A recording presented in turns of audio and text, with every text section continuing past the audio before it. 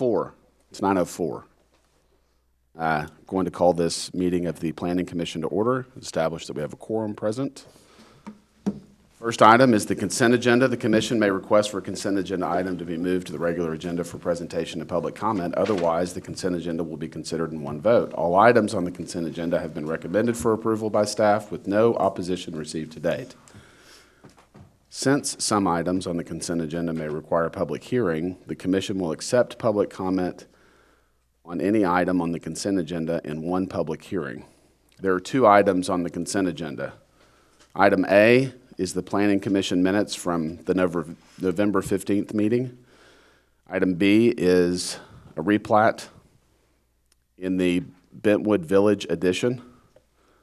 So I'm going to start by opening it up for public comment. Anyone wish to speak on these two items, please come forward, state your name, your address, and your single member district. Okay, I'm going to close public comment. Does anyone wish to share their thoughts or make a motion? I just want to confirm on the replat that there are no sidewalks involved. Is that correct? Correct. Okay, make a motion to approve. We have a motion and a second to approve the consent agenda items in one vote. All in favor say aye. Aye. Aye. Opposed? 7-0. Regular agenda. Subdivision plats. The Planning Commission has final authority for approval. Appeals may be directed to the City Council. Item A, first replat of part of lots 6 and 7, Block 103, south part of Fort Concho Addition. The request for approval of a first replat of part of lots 6 and 7, Block 103, south part of Fort Concho Addition being 0.14 acres southwest of South Irving Street and West Avenue J. Good morning, Kyle Warren, planner, City of San Angelo. And this is the first replat, South Fort Concho Addition, Block 103. It's located to the southwest of West Avenue J and Irving Street intersection, District 3 Harry Thomas in the Fort Concho neighborhood. And it's zoned RS2, as you can see in the map. This is the plat image of the first replat. It's the lot to the north. And this is the notification map. 21 notifications were mailed out, 0 in favor and 0 in opposition. Our recommendation is for Planning Commission to approve the first replat of South Fort Concho Addition, Block 103, subject to 3 conditions of approval shown after this slide. And I will note, Planning and Engineering have already administratively approved a street widening variance as this replat was in the infill area. Our conditions of approval, no delinquent taxes, obtain an approach permit from building permits, and provide a dedication of private utility easement to encompass the existing or future alignment of a sewer service line across adjacent private property. Any questions? Anyone have questions for the staff? All right. Thank you. We're going to open it up for public comment. You would please state your name and address, single member district. Good morning, my name is Blake with Wilde Engineering. I'm here representing Ms. Watkins on this, and they just ask for your approval as presented. Thank you.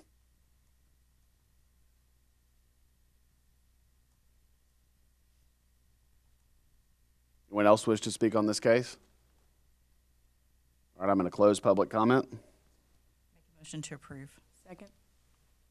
All right, we have a motion and a second to approve as presented by the staff. All in favor say aye. Aye. Aye. Opposed? 7-0. Next item, B, first replat of Lot 11, the west 100 feet of lots 12, 13, and 14, Block 21, Lakeview Addition. Request for approval of a first replat of Lot 11, the west 100 feet, lots 12, 13, and 14, Block 21, Lakeview Addition, being .568 acres near Oak Lawn Street and East 46th Street. Good morning, Rafael Alvarado, Planning and Development Services. This is Lakeview Edition, Block 21, located mid-block along East 46th Street between Oak Lawn and Travis Street. It is District 2, Tom Thompson in the Lakeview neighborhood. These are the vision plan and zoning district maps for the area.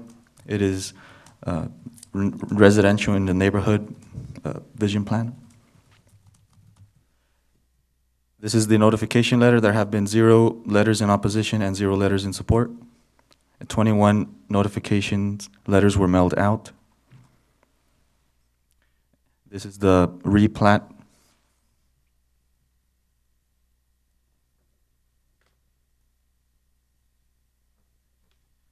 And the following are images of the site.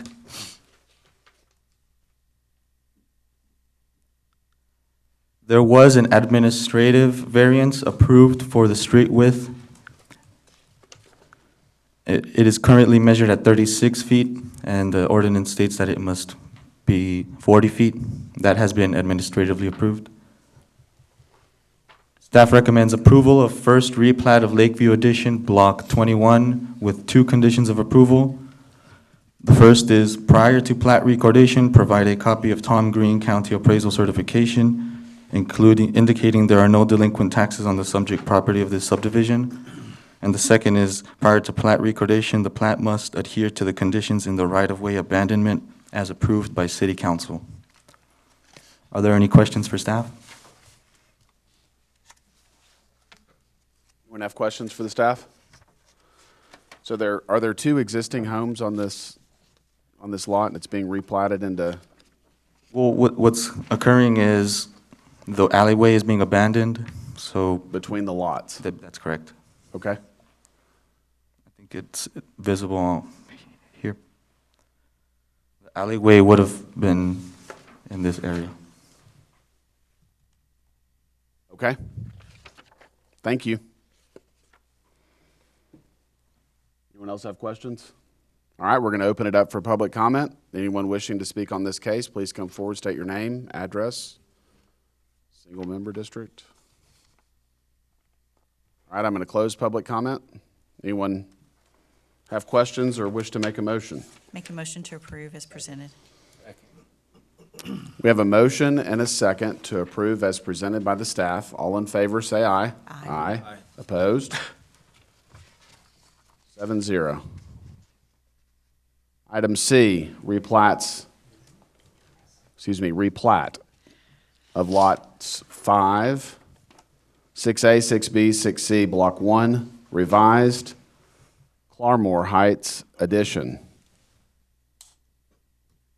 Request for approval of a replat of lots 5, 6A, 6B, and 6C, Block 1, revised, Claremore Heights addition being .383 acres located northwest of West Beauregard Avenue and Moritz Circle. Variances from Chapter 10.3A2 of the subdivision ordinance to maintain 36 feet paving widths for West Beauregard and Moritz Circle, urban local streets. Good morning, Commissioners. Jeff Fisher, Chief Planner. Our next case today is a replat of Lot 5, 6A, 6B, and 6C of Block 1 in the Claremore Heights addition. The property is zoned RM1, low-rise multifamily residential, so I'll show you the plat in a minute. Based on the lot widths, it's going to be for townhomes. This was a series of previous approvals that were essentially combining lots for the same purpose. They've expanded it a little bit, taken in some more land. So it's a replat of 4 existing lots into 7. Townhomes can be up to 8 lots, so this will be for townhomes. Lots are average 33 feet wide. They have to be 25 feet wide, so they're a little bigger than what they need. They are requesting variances, as they did a few years ago, on West Beauregard Avenue, which is 36 feet with curbs and gutter, not to go to 40 or put in a sidewalk, and also on Moritz Circle, which is the main street that goes up and down, and that street also is 36. Last time around when we did this, we wanted a sidewalk on Moritz Circle. We're not as concerned about the extra 2 feet of pavement, but we would like a sidewalk. That'll allow them to keep 36 feet with the sidewalk and then not require the variance. But the applicant prefers not to put in a sidewalk at this time. Even though this is a local road, we do believe there is justification for a sidewalk, and the main reason is that you've got H-E-B and some of the commercial plazas up here. And so in our new sidewalk ordinance in RM1 zoning, it would require a sidewalk anyway, even on a local road. So based on current ordinance provisions and new ordinance provisions, we would like one. Other than that, the plat conforms with the comprehensive plan and purpose statements. Staff recommendation is to approve the replat as presented. Approval of a variance to allow the 36-foot paving width, the curb and gutter on West Beauregard Avenue and Urban Local Street. So we're fine with Beauregard. That's an infill existing street, but we are recommending denial of the variance on Moritz Circle and recommend a sidewalk adjacent to Moritz, subject to the 5 conditions of approval. Tax certificate, submit plans and construction for Moritz Circle, West Beauregard Avenue plans and construction, install a sewer main along Moritz. Fire hydrants and access may be required and noted on the plat, and then, of course, the note, the sidewalk plan and construction, and that can be deferred to building permits. We're okay with them doing it then and not before the plat gets recorded. This concludes staff's presentation. Could you go back to the conditions, please, Jeff? It says sidewalk plan and construction prior to final occupancy. You're saying that you'd like to see it as part of the building permit process? Yes, let me go to the full condition. That's correct, though.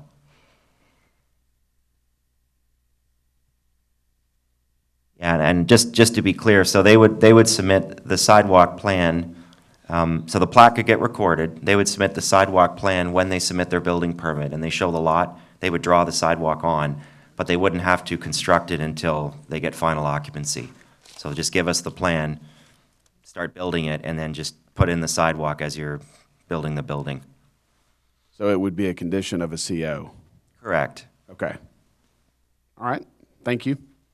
Jeff, could you put it back on the slide that has all the, a drawing and lots of that one? Aerial, there we Okay, go. thank you. Okay. Anyone else have questions for the staff? Thank you. I open it up for public comment. Good morning, Russell with SKG Engineering. We would ask for your approval of the variance as requested.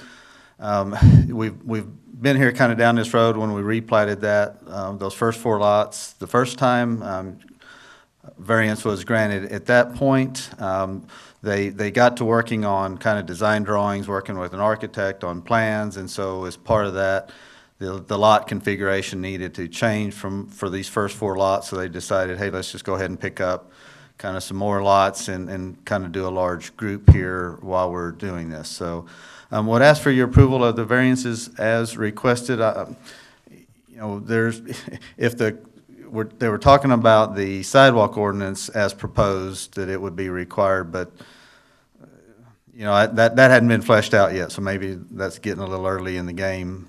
If that was approved or we knew what it was, maybe so, but at this point, we're here asking for your approval and be happy to answer any questions that you may have. Thank you. Questions for Mr. Gully? I do have a question about the traffic on this street here. Is there a lot of pedestrian traffic on Moritz? It's proximal to the commercial, and it sounds like that's the staff's compelling argument for installing sidewalks. I don't know. Did y'all see any kind of a desire path, if you will, a worn path? I didn't the couple times that I drove by, but I think it's the same argument. If once we build the sidewalk, it'll encourage more pedestrians. And I think that given all the houses to the west and southwest, it's going to generate more traffic just being so close to H-E-B.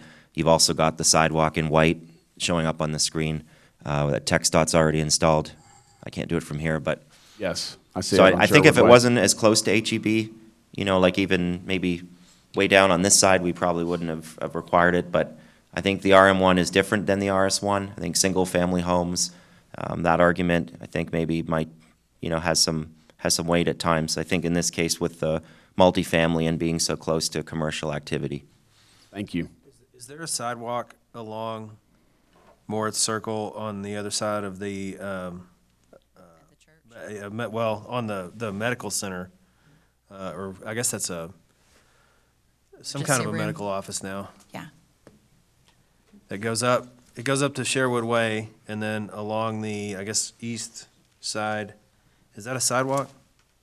I don't believe so. I think it's just along Sherwood. Correct me, anybody, if I missed that. I think it's just on Sherwood too. I don't think there's anything on down the street at all. So on this, to me, I don't know, can I talk? May I speak? Sure. Okay, so this to me looks like if there are going to be pedestrians, they're probably not going to walk in front of the house. They're going to walk in the parking lot and cut across to H-E-B if they were walking. That's what I would do. Okay. Rocky Temple, District 6. Yes, sir. This is an example of, I think, infill lots, lots that don't need a sidewalk, that have been there for a long time. If I was gonna walk, I'd cross the street and go walk down the church and go to the parking lot. I don't think I'd walk in front of these patio homes or zero lot line homes with a 15-foot setback. It looks like there could be some problems with utilities already there, water, sewer, fire, lights, street poles. So I don't think you need a sidewalk here. Thank you. Thank you, sir.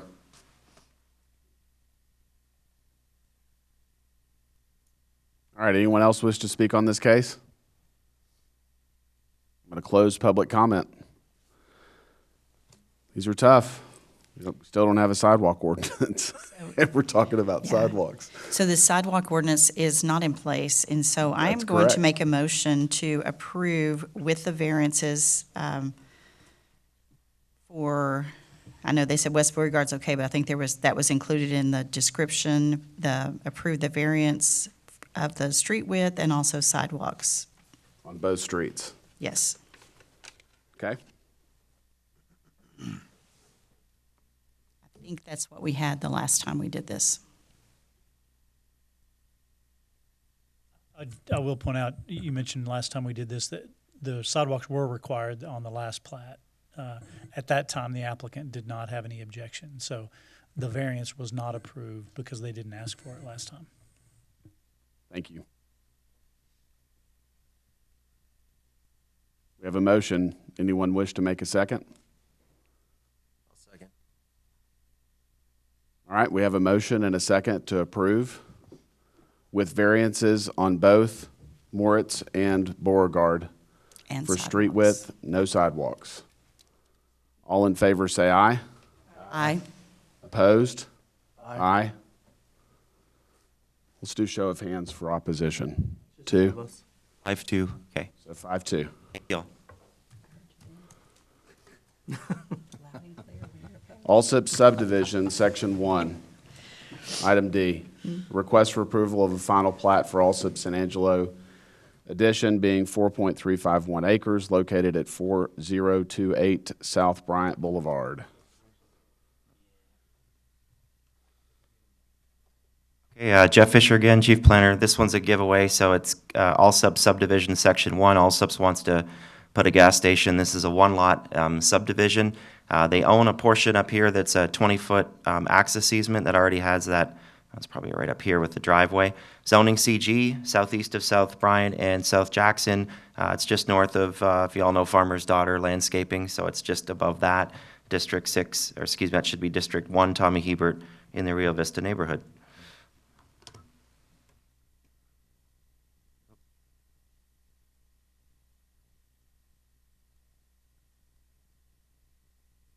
There's the subdivision there.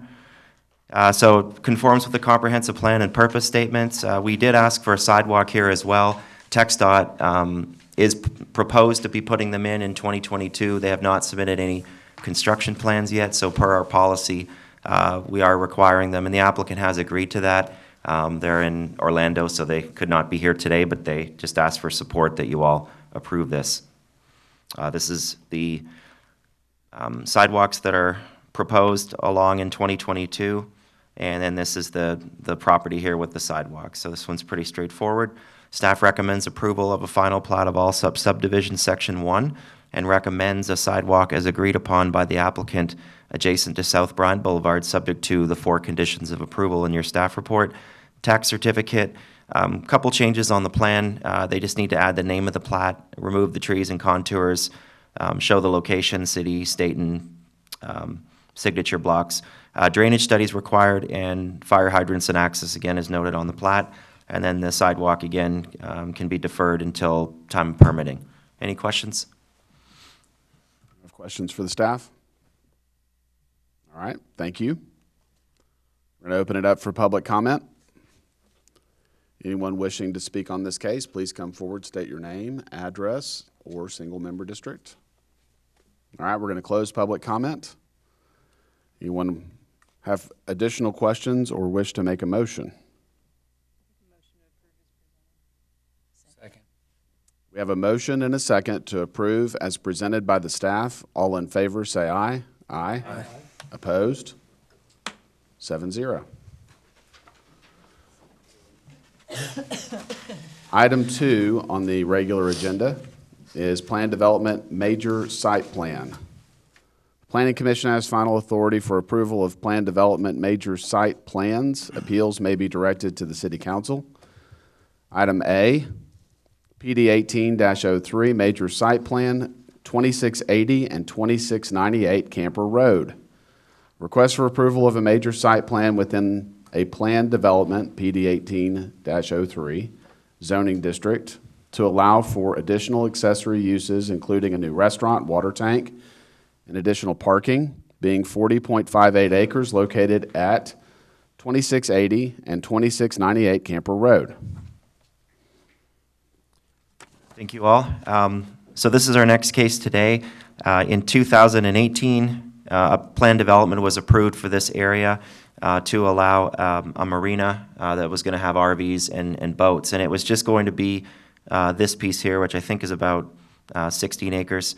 And then in 2019, we worked on the amendment to this, and they had expanded that with a lease from City Council to go into this area, which is a little bit larger. When you combine the two areas, you get 40.63 acres. So the PD's in place, the ordinance standards are in place. They came in recently with a request to amend their site plan that was going to show the additional facilities, mainly a restaurant, additional parking, a splash pad, and a bunch of recreational items. And so that is allowed by the ordinance, but it did trigger a major site plan. So there's kind of a 3-tier process here. Either a little one is an administrative that director can approve, a major one needs to go to PC, and then a major text amendment would go to council. This is kind of the mid-range one. So we wanted the public to be notified, just given the amount of intensity of improvements, just to make sure there was a public process. So this is a major site plan. There's no changes on the ordinance. You're just basically reviewing the plan itself. District 1, Tommy Hebert in the Nasworthy neighborhood. Future land use is open space. It's in the PD. 6 notices were mailed out.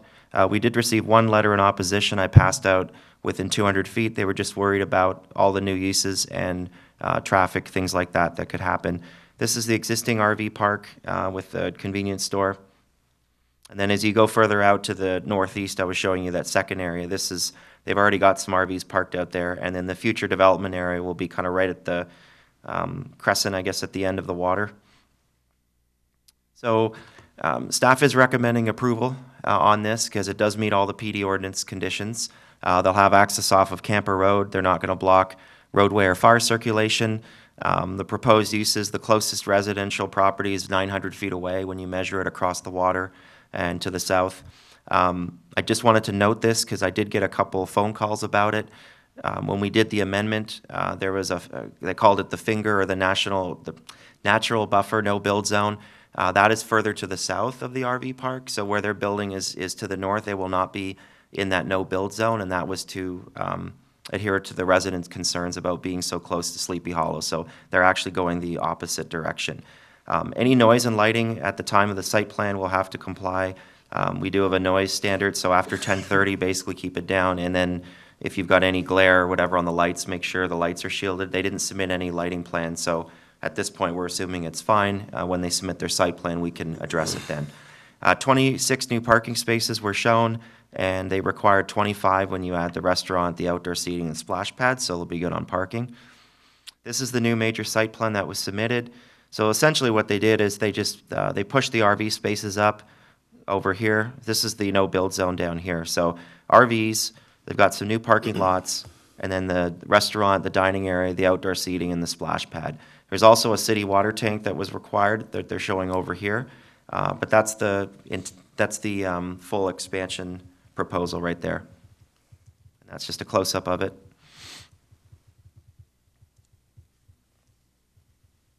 This was the site plan that was approved before. So the restaurant was kind of shown already as a square building called a cantina, but that's been removed and replaced with the circular design. Again, they've also still got a restroom building. The RVs were closer to Fisherman's Road, so they were pushed back a little bit. So it was roughly the same, but just a few more additional things.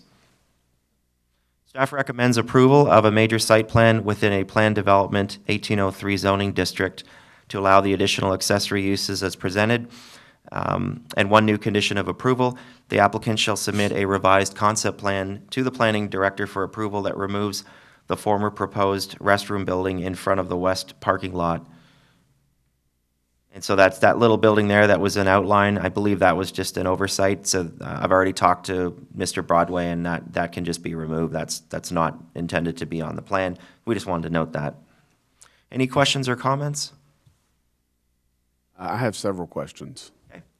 Are you asking us to approve the uses or the site plan and the uses? Just the site plan, so all the uses are already allowed. Okay. So we're approving just the site plan, so the location within the site of the restaurant, the splash pad, the pads, all of that is under consideration. That's correct. Okay, could you please go back to the aerial that shows the entire site?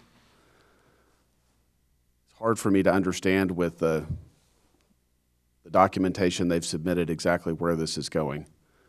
So, okay, thank you. Okay.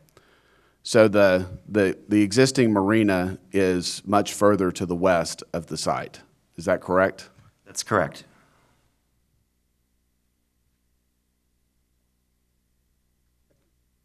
That existing marina, that's on the bottom left, right? That's right. Can you mark it? Yes. So this was approved, this was the original PD roughly here in 2018. Yes.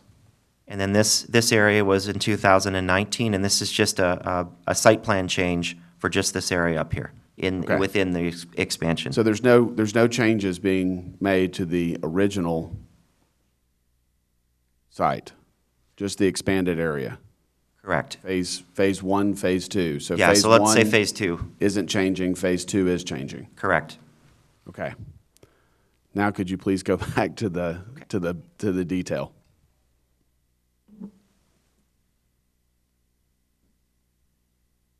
Okay. Now it's making sense. Okay. What kind of roads? Are these paved, or are they caliche, or? I believe they are Caliche Roads. This part here is paved. Phase one is paved. Yep. And that was a condition of approval. Same with the parking. I think that the parking spaces could also be all-weather surface. Okay. Are you saying that's a condition of phase two approval? I would have to check the ordinance on the surfacing of the driveway, the internal driveway. I know that the parking can be all-weather. I would need to verify if what that condition was. I know it was approved in 2019, and so he did work on those improvements. Okay. Anyone else have questions? Thank you. All right, we're going to open it up for public comment. If you wish to speak on this case, please come forward, state your name, address, or single-member district. See if Mr. Broadway was here, I don't know.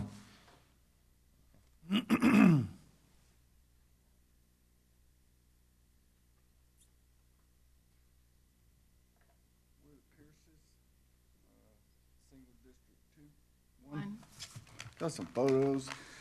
We're gonna kind of backtrack on this a little. We got some photos of this buffer zone that was supposed to be kind of a wildlife, nobody go in it. What's done turned to a hunting zone, a trapping zone, and a trash zone, and a nighttime round track. Sir, I'm sorry to interrupt you. Could you state your name again and your address? Gary Pierce, Single District Number 1. We live on Sleepy Hollow. 2682. Thank you. Thank you. We don't have a problem with what his restaurant, little campsite. He's not following up with this buffer zone that he said he was gonna just kind of leave it alone. Yes, natural habitat. We wake up at night, there's lights shining in our house. They're out there in pickups, four-wheelers. It looks like Sherwood Way going through there. You can see it in the pictures. Okay, where is Sleepy Hollow on this map? Where does it come in? Is it, there's those 4 structures there.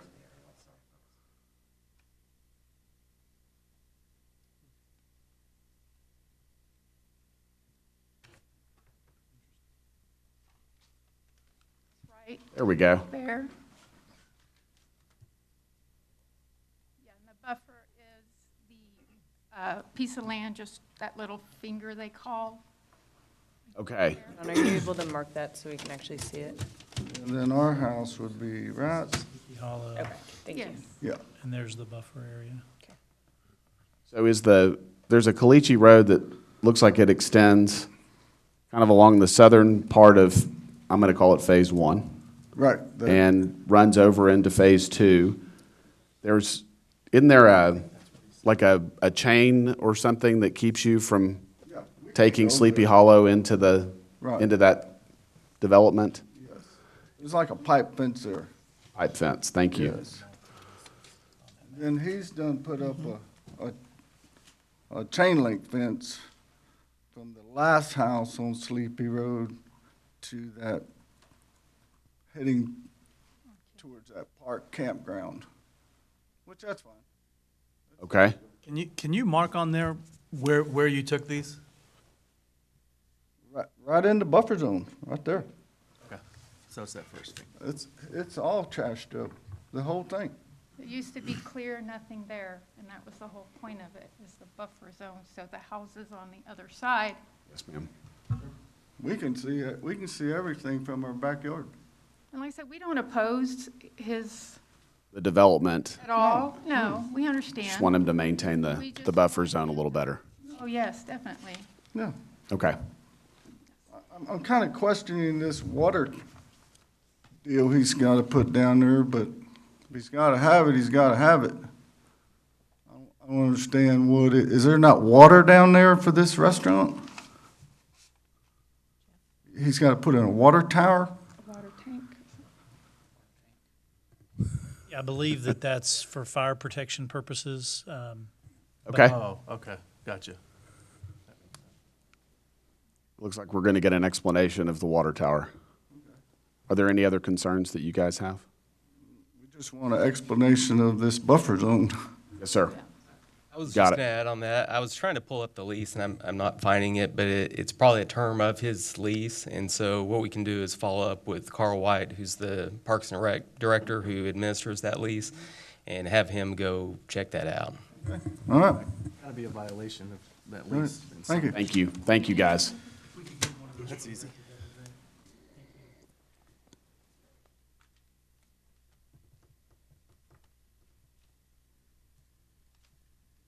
Good morning. I'm David Poe at 2686 Sleepy Hollow. My family lives can you touch the screen here? We're the second house from the end next to the Pierces. The Copelands are at the end of the road there. Like I said before, when we met last time when they approved Phase 2, we're not in opposition of the expansion of the restaurant, but we're now know it's not a restaurant, it's going to be a bar and grill is what Jeff has said. My concern is, one, the buffer zone, like that Pierce has talked about, is junked up, and there is all kinds of activity with the golf cart activity at night, the trash. It's definitely in violation of the original agreement that nobody is holding them accountable. Nobody will hold them accountable. And the other problem is, we talked before, we're maxed out on sewer on that side of the lake. And we agreed, there's kind of a, I don't know how many spots they asked for on the phase 2. I don't know if this rearrangement of the spots, instead of up here on this finger by the Sorry, I'm going to pull in for you, if that's all right. Okay. I'll show you a better plan. Okay, this right here is the new situation of the trailers. On phase 2, when we came last time, it was up here next to the water. They're moving them closer back towards the housing development, closer to the finger, which is right here. That was not part of the original phase 2 that you guys approved last time.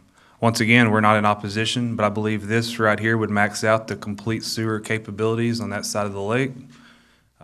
They would not be able to do any further expansion. No further homes would need to be added until they did the major approval of the multi-million-dollar sewer expansion across Lake Nasworthy. So we are concerned about the location of the trailers. Not that they're being there, just the location is moved. It's like we have to worry about this every 6 to 8 months, that the goal line's being moved and we have to come fight for it again, and that the finger is being protected there from all of the housing development. Also, too, you talked about the paved surfaces. Last time you guys approved that they could do the gravel or the caliche surfaces. I'm still in opposition to that. You require all commercial properties in town that are built. If you're going to do it for one, you need to do for all. They're having to do asphalt or concrete surfaces at all the other commercial and restaurant facilities. It's not fair for the business owners that spend their hard-earned dollars to have to do hard services, and you exempt it because it's at the lake. I understand that the other properties out here around the RV park have caliche, and they were grandfathered in, but if you're going to do new expansion, you're opening yourself up that everybody should be approved to do gravel, and it's just not fair for all the other businesses, and I'll be champion for those businesses if you allow it. Thank you. Thank you, sir. Does, RV parks, do they, I didn't know they were connected to city. I thought they were individual septic tanks. Is that not true? I thought the RV spots had individual. I think phase 1 is on city. Phase 2, I don't know. Are there Anybody in RV park? I thought that they had individual. No, I They're don't not? think They go right in? Okay. My name's Ray Broadway. I'm the one out there at Spring Creek Marina. So to address your sewer issue, it runs through our sewer system, and yes, it does connect to the city. And we worked with Allison Struby on that, not to overload the city. We looked at where it dumps into, and it's not going to cause any issues as far as they're concerned. Okay.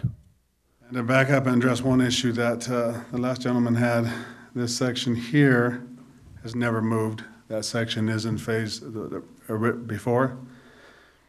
This section was up here, and we decided to move it back there, which in the original design, it says future RV spots.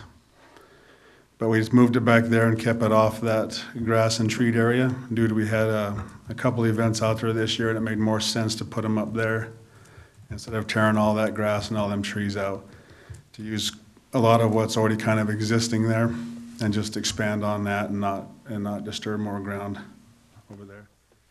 I would like to see, if I haven't seen those pictures of that finger one, I haven't been in town or the state for a while, so if there's an issue out there, it will be solved today.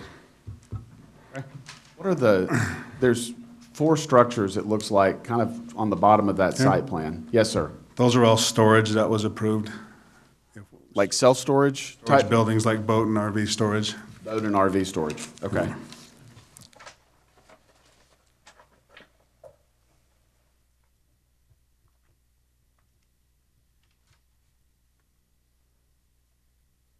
Yes, this will be solved today. Thank you. Anyone else have questions for the applicant? No. Thank you, sir.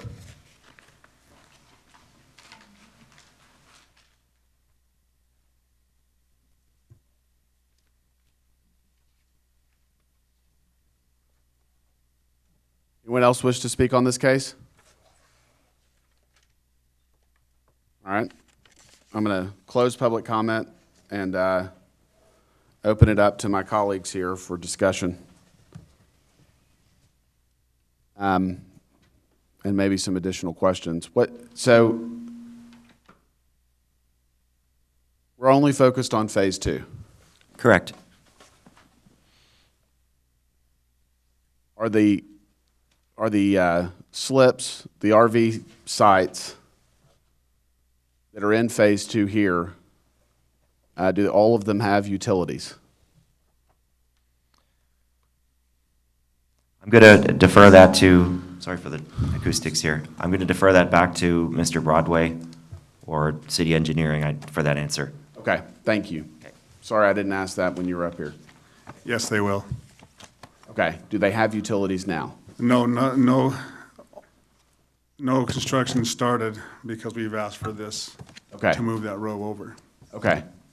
And then going back to this larger site plan, there's a road that runs along the south portion of what I'm calling phase 1. That's a Caliche Road. Jeff, could you pull up the larger site plan, please?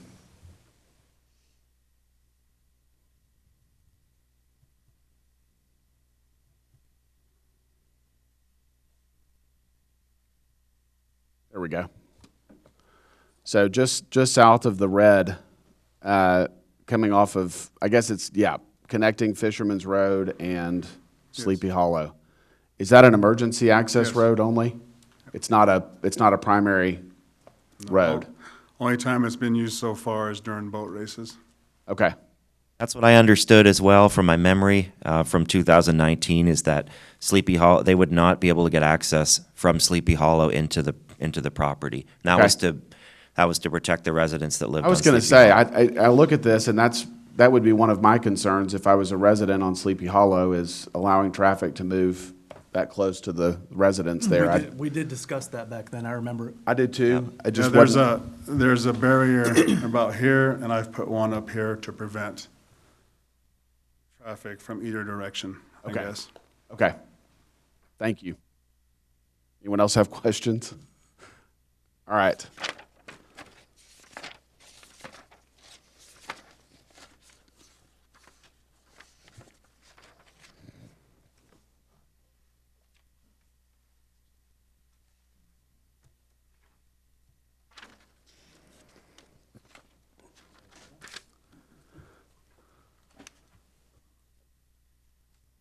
Well, I like the expansion of this area. I like adding RV sites and a restaurant.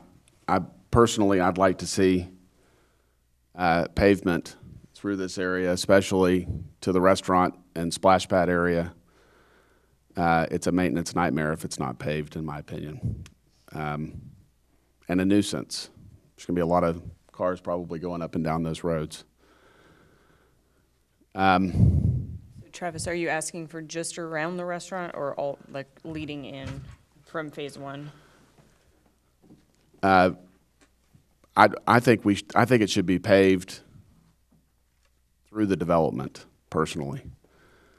I don't know why we would allow gravel roads. If this is a true expansion of an RV park and you've got, I know phase 1 has asphalt roads running through it.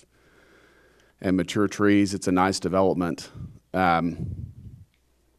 This tract out here is, I think they put caliche or gravel out for makeshift pad sites for some of the larger events.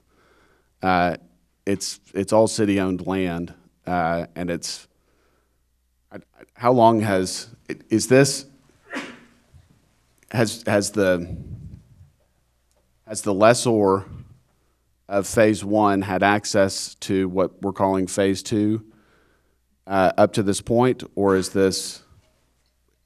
is what we're reviewing and approving the expansion and access of that area? No, all of the expansion and access were approved as part of the 2019 amendment for Phase 2. So really what y'all are looking at today isn't parking or access.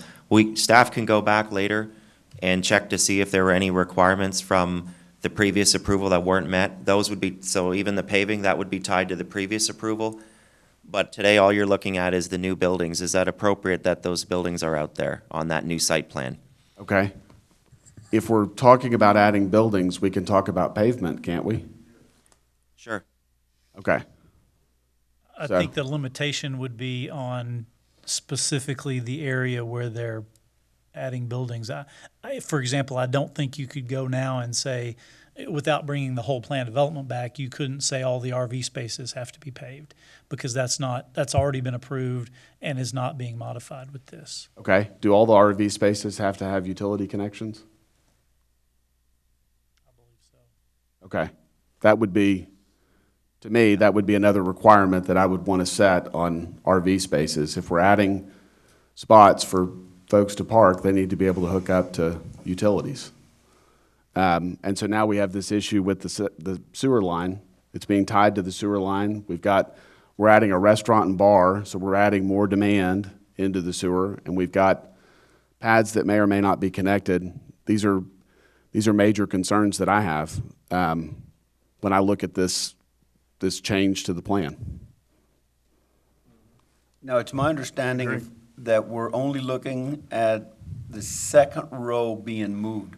The first row has already been approved with the paving the way it is. It's already got the electrical and other water connections. So for our discussion, we're only looking at the second row, which would have potential paving on one and not the other.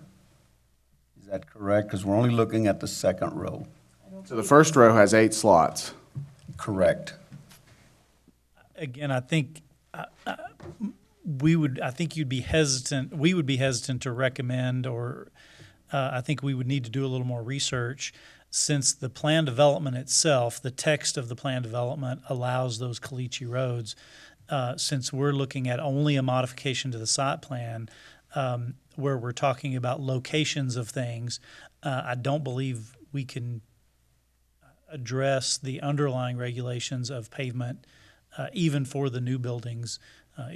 Again, like Jeff mentioned earlier, those uses have all been approved already. You're just looking at the location on the site. Is that an appropriate location for those uses that are already allowed? And again, those underlying site development standards are part of the plan development itself. So even requiring paving, I don't think we could do as part of this action today. I think that would have to come back as a plan development amendment that would ultimately be approved by City Council. Okay. We're not asking. Actually, the buildings and stuff, they're pretty much all in the same place. The biggest change is moving that one row back, but they're all gonna have full hookups, full everything. Okay. And the plan stays the same, it's just flopping that one row over, just to the other row from here to here is all it does. Was the restaurant there before? Yes, I was all there before, yeah. And now it's just a different. Oh, this is the old plan. Yeah. Okay. So, Mr. Broadway? Everything's there.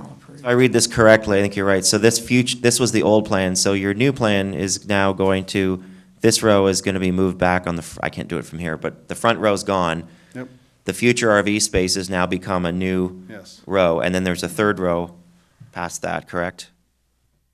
There's only 2 rows total of RVs. This row down here, the future RV spots have been moved a little bit to the south. I think that was the concern of one of the residents, but still outside of the no-build zone. Okay. Is Fisherman's Road paved all the way around over there? Sort of. It appears to be on Google Yeah. Earth, and I drove all the way around there, but is the existing RV park is it paved? No. Okay, it didn't There's look nothing like inside it, but I that just park paved. wanted, just Fisherman's Road? Yep. Okay. Okay. Fisherman's Road's paved. I thought the interior of the Phase 1 was paved. It's not. Okay.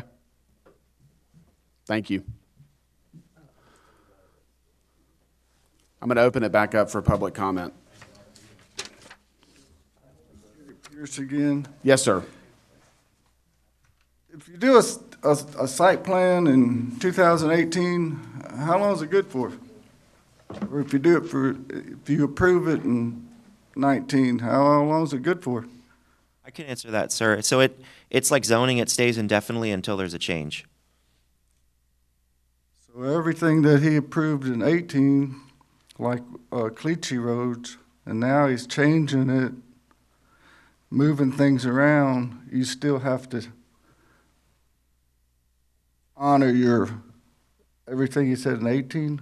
Like Correct. Like if he comes in for building permits for these new uses, and you know what staff can do, or myself, we would go back and check to make sure that all of the existing requirements were met. So if there was supposed to be a paved road in there, then that would have to be done before this could be. If there's any deficiencies, we would investigate that.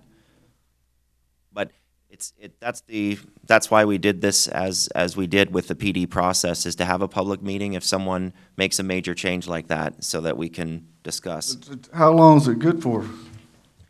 So it's, like I said, it's indefinite, so if this one gets approved, then that becomes, and again, just to clarify the terminology in the zoning ordinance, this is not a building permit site plan, this is a conceptual plan. So if he comes in, moves this slightly to the right, or takes off one parking space, that's probably okay, but this is just a general concept of what he's going to do, and the building permit site plan should be generally consistent with that. Okay. But you're not answering my question.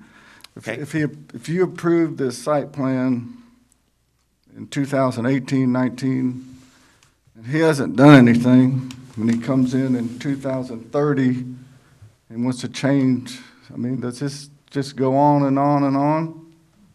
And you still go retroactive back to? Mr. Pierce, I think I can answer that. Okay.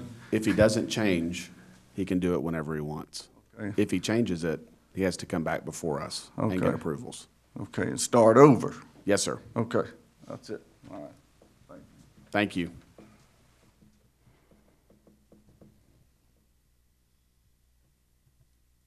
David Poet, Sleepy Hollow again. I think we just opened the box up now. So the question that was supposed to be addressed in 19, which has not been addressed today, is, I was waiting for it, and you opened me up great, Jeff, is how does the public get access to the restaurant? Because you have to pay to get into the park, and it was supposed to be addressed last time, but we swept it under the rug. So is now the park free to the public? Thank you.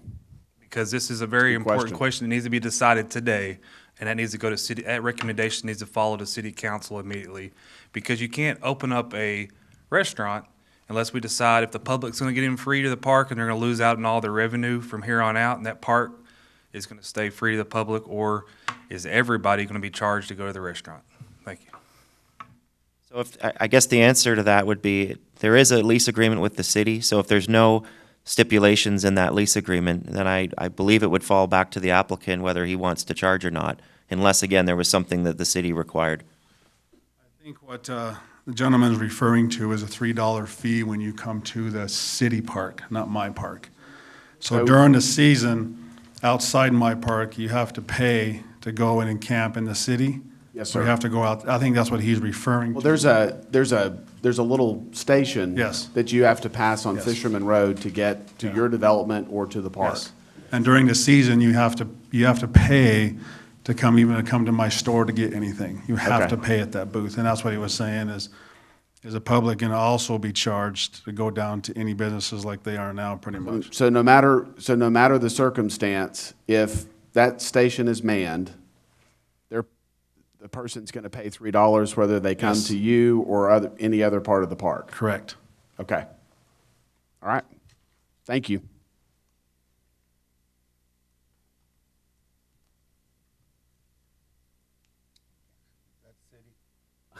Yeah, that part of it, I think, is used for the $3 that you pay is used for the maintenance of the entire park. Right. Replacement of facilities within the park. So I don't think Mr. Broadway has any opportunity to change that. I think I agree. Okay, so the question about the the utilities. Are you saying that the 19, excuse me, approval, that we've addressed that already? Yes, so that whatever was with the roads or utilities was addressed in 2019. Okay. And so if there's any deficiencies that they haven't worked out or they fail to work out prior to permitting, we would flag that and make them fix that. Okay. And the roads are part of that as well? Correct. Okay. So the only changes that I see are the RV slips moving back. We've moved a row back. Is that it? That's right, and then the new building, so the dining area is a circle instead of a square, and then the new parking and the splash pad, and the water tank. So if, let's say, a few new structures, and then the RV's moving back. Okay. We've added a splash pad. Correct. Water tank. And the What's outdoor water tank seating. for? Fire. Okay. The water storage for fire protection purposes. Great.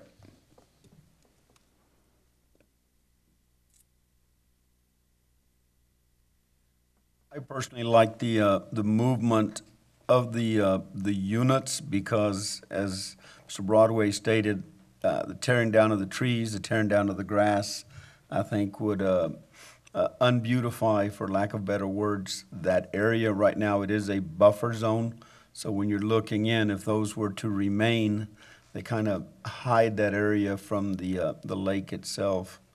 So I make a motion to approve as presented by the staff. Okay, before we take this motion, I'm going to close public comment because I had opened it back up. So now we have a motion on the floor to approve as presented. Second. All right, we have a motion and a second to approve as presented. All in favor, say aye. Aye. Aye. Opposed? 7-0. Rezonings. City Council has final authority for approval of rezoning Z21-16, 2115 and 2117 Gunter Street. Request for approval of a rezoning from the single-family residential zoning district to the general commercial zoning district located at 2115 and 2117 Gunter Street. Thank you all. 0.23 acres. These are two lots. They're both 5,000 square feet. And so they want to rezone this. This is in that South Bryant commercial corridor. It's designated commercial in our comprehensive plan. So they want to go to CG, and we would support the CG.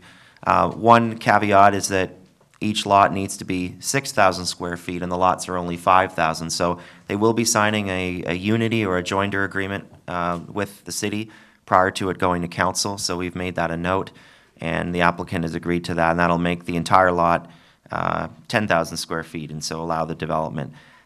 They've discussed different options. I guess at this time, we'll just say future commercial development, and the CG allows a lot of different things. We've approved several in this South Bryant corridor over the last 2 or 3 years, rezonings within 1 or 2 blocks either way, so this is in that area. This is in District 3, Harry Thomas and Rio Vista. So commercial's the future land use, which goes all the way down to R. Just for proximity purposes, this is the HTO up here, the new tea shop, so that's just going to be another commercial development next to that. And they're going from RS1 to CG. 60 notices were mailed out. Staff did not receive any responses. This is looking from Bryant. So there's an existing house, a very old home on the property. As far as we know at this time, they're going to keep that home that crosses over the property lines, or they can choose to demolish that in the future either way. This is South Bryant Boulevard.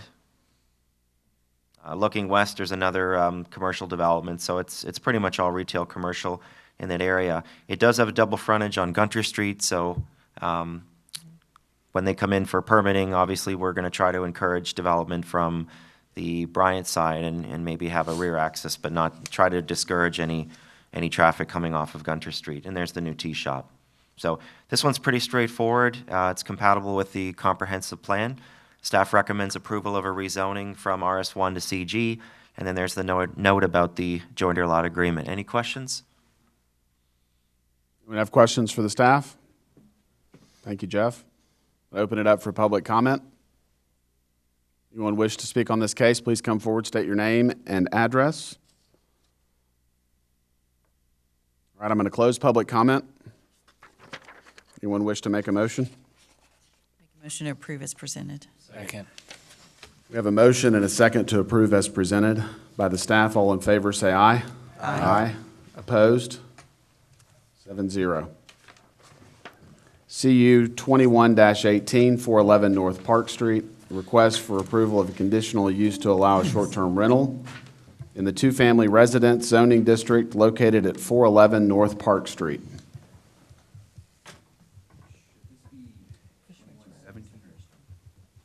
Oh, I'm sorry. I skipped it.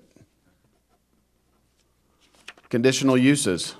The Planning Commission has final authority for approval of conditional uses. Appeals may be directed to the City Council. Item A, CU 21-17, 2330 Fisherman's Road, a request for approval of a conditional use to allow short-term rental in the single-family residential zoning district located at 2330 Fisherman's Road. This is CU 2117, 2330 Fisherman's Road. It's a request for approval of short-term rental conditional use, and they missed their renewal date. There are no complaints on record. It's District 1, Tommy Hybert, and in the Nasworthy neighborhood. This is future land use and current zoning. It's in neighborhood, future use, and RS1 is its current zoning. These are images of the rental house, the front, and the side entrance. And the notification map, 8 notices were mailed out, 0 in favor and 1 opposed. And I believe the opposition came from thinking that there was another short-term rental within 500 feet of this one on Fisherman's Road, but we had checked and it was actually further west of there, out of the 500-foot buffer. And our rationale is impacts minimized, owners upgraded the landscaping and opaque separation fence on the right. And consistent with zoning ordinance, ample parking on the front lot front, maintaining the single-family appearance of the home. Compatible with surrounding area. The home and boat dock with patio is similar to every other single home along Fisherman's Road. Effect on natural environment. We do not believe there is any impact on the environment. Community need. San Angelo still is in need of rental housing, especially near the lake. And development patterns. This is a neighborhood, and the short-term rental nature of the house does not impact the home and is still a single-family residence. And our recommendation is approval of a conditional use to allow short-term rental at 2330 Fisherman's Road, subject to 3 conditions of approval. Maintain all off-street parking on the premises. Maintain the short-term rental operation in a manner consistent with the zoning ordinance, including a required renewal after the first year, then every 2 years after. And we'll need a fire marshal inspection and a building inspection for a change of occupancy. What does that mean? For a change of occupancy? Yeah. Because it's going from single family to Right, to short-term. a short-term rental, and even though it was a short-term rental, he missed the renewal date, so it fell back to basically RS1. So this is like starting over again. Exactly. So he's going to have to apply again in a year? Yes. Correct. Okay. So on that, following Luke on that, so basically it is RS1, and you can live in a short-term rental and then rent it out. So I don't understand what that's saying. If I had a short-term rental, I could live there part of the time and rent it part of the time. No, so if they rent it out, the owner has to leave and then the short-term Right. renter would stay. Right. What, that condition 3 is in the zoning ordinance, it's just standard procedure, so they come in to do a short-term rental and they get an occupancy for a short-term rental. Okay. And then part of that is a fire marshal inspection and a building inspection. Okay, I was overthinking it. I was thinking That's okay. anytime I go back to my own home, you want to inspect it again. It's like, I don't think so. Thank you, Jeff. Yeah, Thank you. yeah, City of San Angelo. That'll yeah. be good. Oh, okay, sorry. All right. Thanks, Kyle. Open it up for public comment. Anyone wish to speak on this case, please come forward, state your name, your address, or your single-member district. I'm going to close public comment. Anyone wish to make a motion? Second. We have a motion and a second to approve as presented. All in favor, say aye. Aye. Aye. Opposed? 7-0. Item B, CU 21-18, 411 North Park Street, request for conditional use to allow short-term rental in the two-family residential zoning district located at 411 North Park Street. Chair Stribling, just on the last item, I heard you say aye opposed, but then you said 7-0, so would that be 6-1? He meant he was voting yes, and then he Yeah, asked for I voted aye, opposed. and then I Oh, said aye, opposed. as in, okay. And No, there no was problem. one. Sorry. No, it's okay. 7-0. Okay. Our next conditional use, also for a short-term rental, this is brand new, 411 North Park Street, 0.160 acres, District 4, Lucy Gonzalez in the central neighborhood. So this conditional use, brand new, the street is about 36 feet wide with a sidewalk, and there's no short-term rentals within 500 feet, so it meets the basic criteria to move it forward. The zoning is RS2. Staff received one letter in opposition I passed out, just concerned about traffic and things like that in the area. None in support. This is the home looking west at the property, so the minimum of 2 parking spaces required for a short-term rental. They've got 5 on that long driveway, and then 1 can fit inside the carport, so a total of 6. So they're well above the parking. They're very close to downtown and the Riverwalk. Right next to them is the commercial strip along Houston Hart, so they're probably within 5 minutes of downtown, very close to Central High School and amenities. This is looking south on South Park. So it meets the criteria of 208F and 406 of the zoning ordinance, and for those reasons, we are in support of approval, subject to 3 conditions. The owner shall maintain the required 2 off-street parking spots. They shall register with the state of Texas and city of San Angelo for the purpose of hotel occupancy tax. That's just a condition also spelled out in the zoning ordinance, and obtain a certificate of occupancy from permits and inspections, and that includes the building and the fire inspection. Any questions or comments? Questions for the staff? Thank you, Jeff. I'm going to open it up for public comment. If you wish to speak on this case, please come forward, state your name, address, single member district.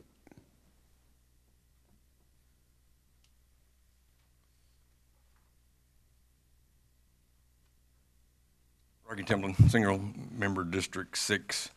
I own the piece of property across the street, 412 North Park. And so I'm in opposition to this because I think it's going to create some late night parties and a bunch of traffic.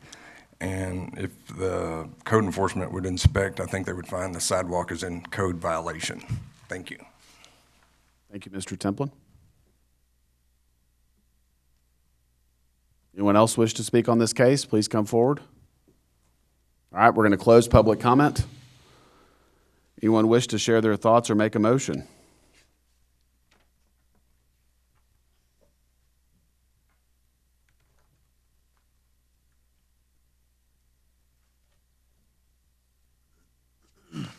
Motion to approve is presented. We have a motion and a second to approve as presented. All in favor, say aye. Aye. Opposed? 7-0. CU 21-19, 121 South Bishop. Request for approval of conditional use to allow for short-term rental in the two-family residential zoning district located at 121 South Bishop Street. This is CU 21-19, measuring 0.241 acres, located northwest corner of the Bishop Street and Colorado Street intersection. District 5, vacant council seat in the Santa Rita neighborhood. The vision plan and zoning districts are neighborhood center and two-family residential RS2 for the subject property. There were 12 notices mailed out. I have the notices here in person. There were 3 in opposition, actually, I believe 4 in opposition. Let me get them. But 2 in support. 13 and 14 were in support. 6, 12, 4, and 1 were all in opposition. Yes, that's correct. These are the site photos of the subject property. view along Bishop Street. Staff's rationale is that the location is in close proximity to West Beauregard Avenue, and which is a major arterial, and it is also in relatively close proximity to minor collectors, Washington Street and North Jefferson Street. The proposed use is consistent with the zoning ordinance, and it is compatible with the surrounding areas such that it is in relatively close distance to many amenities, including the Rio Concho Riverwalk. The effect on the natural environment is negligible. The community need is evident. There is no other short-term rental within 500 feet. And the development pattern as proposed is consistent with the vision plan and general development of a residential neighborhood. Staff recommends approval of CU-2019 or 2119, a request for a conditional use for a short-term rental property, zone RS2 being 0.241 acres at 121 South Bishop Street. Does Planning Commission have any questions for staff? Raphael, could you go back through your pictures? They were pretty fast and I missed some. Thank you.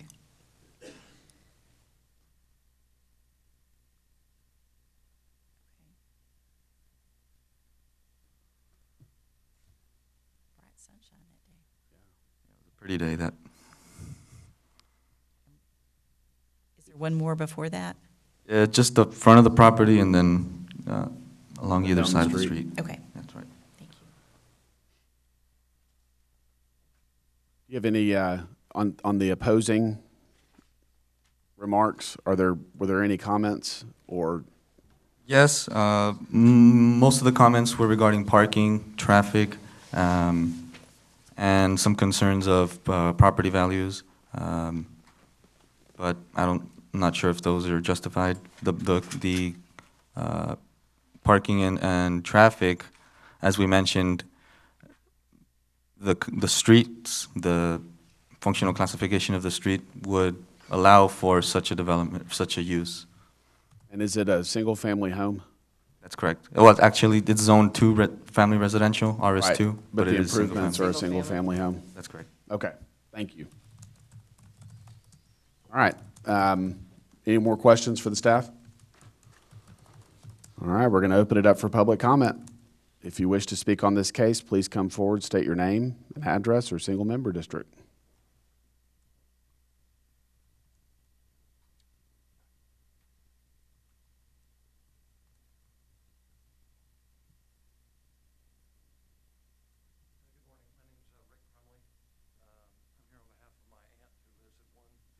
South Bishop. And she had a couple questions. She's 84 and she's had a stroke, and so she says it relates to. Would you mind coming closer to the mic? I'm sorry. Sure. Better? Yes, sir. Okay. Thank you. Yeah. Do you want me to start over? If you don't mind. Yeah. Sorry. My name's Rick Crumling. I'm here on behalf of my aunt, Mary Menezes, who's the property owner of 115 South Bishop. She had a couple questions. She's currently, because of a medical condition, and had a stroke, so she's not here.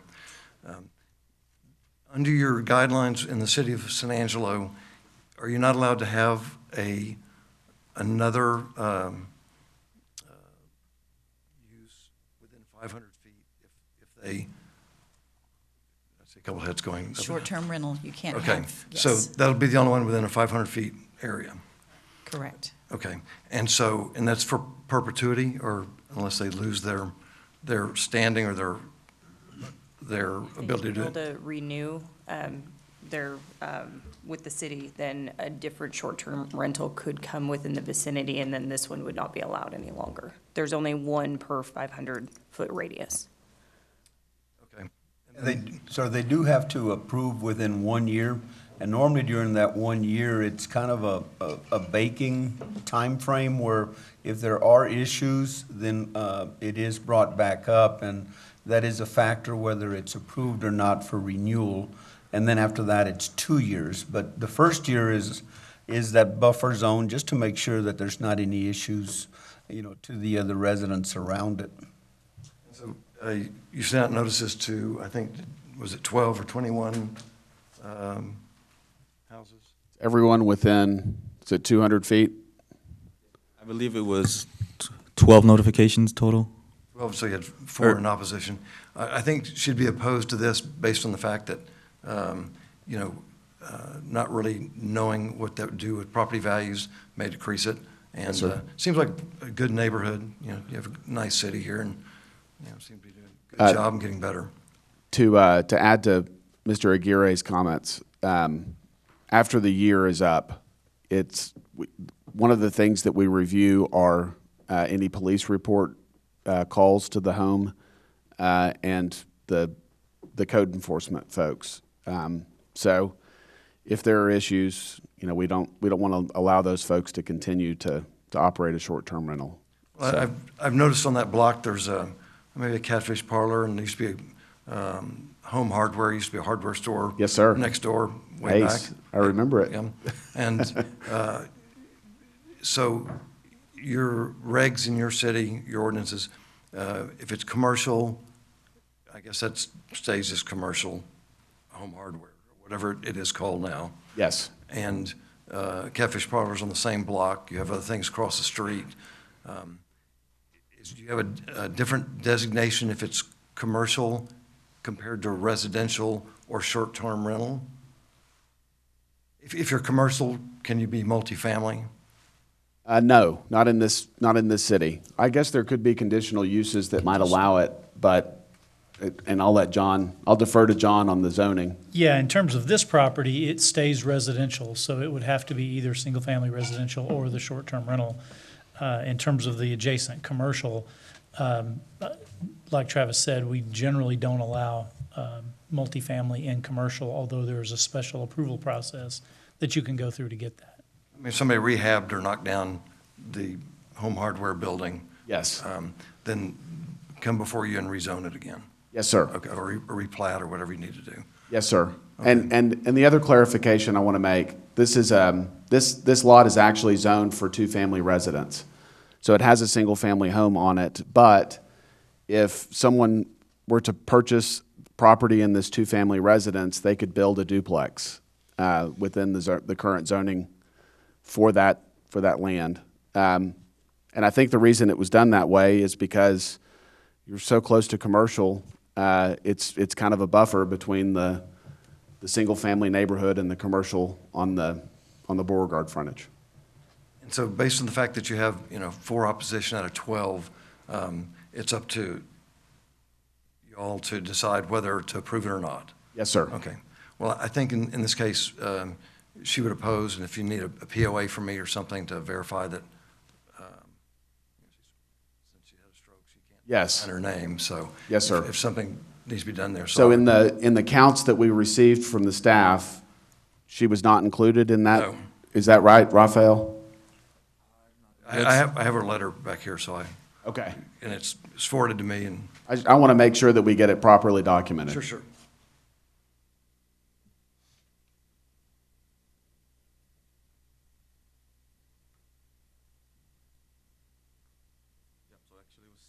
Letters, or rather 18.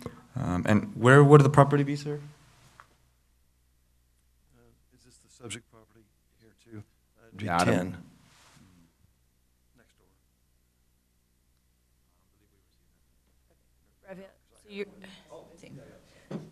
So was there 12 or 18 notices? That's confusing. He said 4 in opposition. Yeah. This is a little different here, so. It is. That's why we're. 18 notices mailed out, this says 12, so. That's exactly why we're talking to him about it, Mr. Crumley.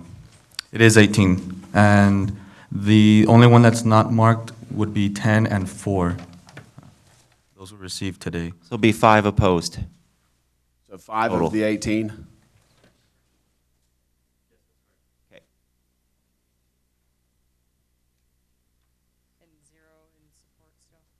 No, there's, I think 2 or 3 in support.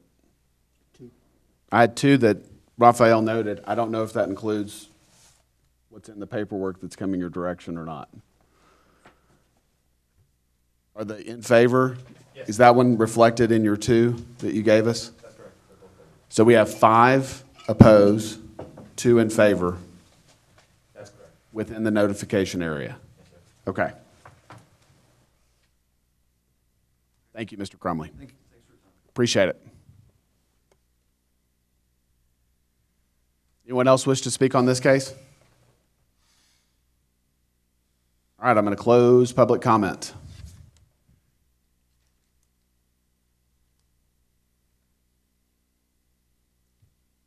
This one's difficult in my mind because there's clearly opposition immediately proximal to the site, but I think it is a perfect candidate for a short-term rental use because of that buffer that I alluded to, its proximity to commercial.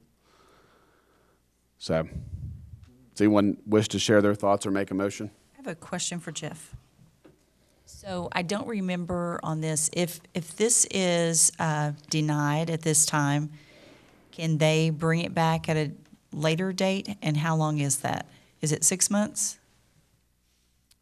That may be a legal question. I don't believe that's spelled out in the zoning ordinance, how long they have to wait. I thought it was in the short-term rental documentation. Zoning, I know it's a year. If it's a more Right. intense use, I'm not sure about CUs.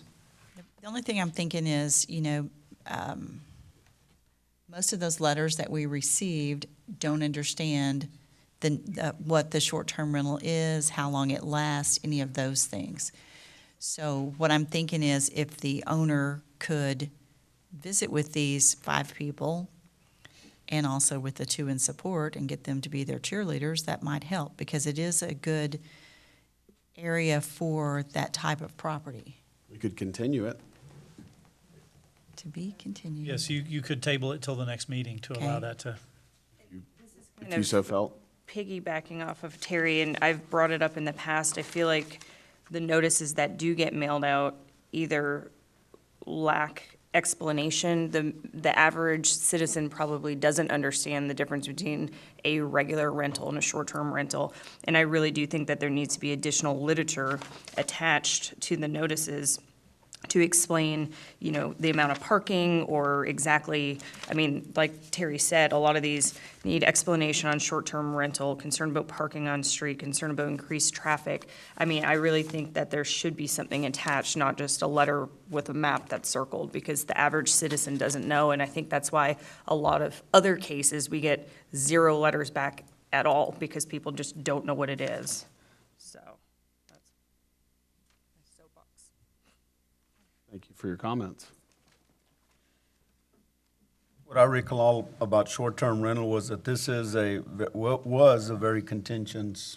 It was. Argument, and yes. And the arguments that we're seeing now are very similar to what we've seen in the past, but I agree with Travis. I think it's in a good location. I think it's, got a good buffer zone, but that's just my feelings on it, that I don't know if continuing it would bring anything to us. I think the individuals, as we've seen before, are, they don't really understand it and they're scared of it, as I would if someone moved next to me. But the law is the law, and I do believe this is a good area. I'm just looking at, it's in RS2 zoning and butts up one lot over to general commercial, heavy commercial. Yes. What's that, 200 feet away? It's one. It's in the notification area. One block end away is Yep. low-rise multifamily, which is more interior into the neighborhood than this is. Does the zoning change from RS2 to RS1 south of Colorado? Yeah, we can go back to that map, but it does change. I that's can't remember actually- if it's Colorado or Tuig, but it's. Colorado. Colorado is general commercial as well. So it's surrounded by even more intense uses.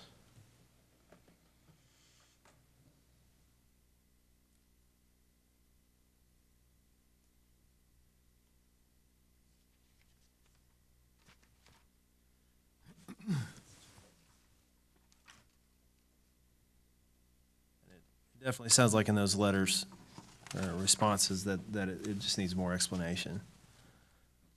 Just a lack of understanding about what it's allowed in a short-term rental. And to me, one of the big talking points of short-term rentals when we went through that debate, I thought it was important to maintain the appearance of the home as it should be, whether it's short-term rental or otherwise. So no signage, Nothing that you could drive past the house and say, oh, well, that's a short-term rental.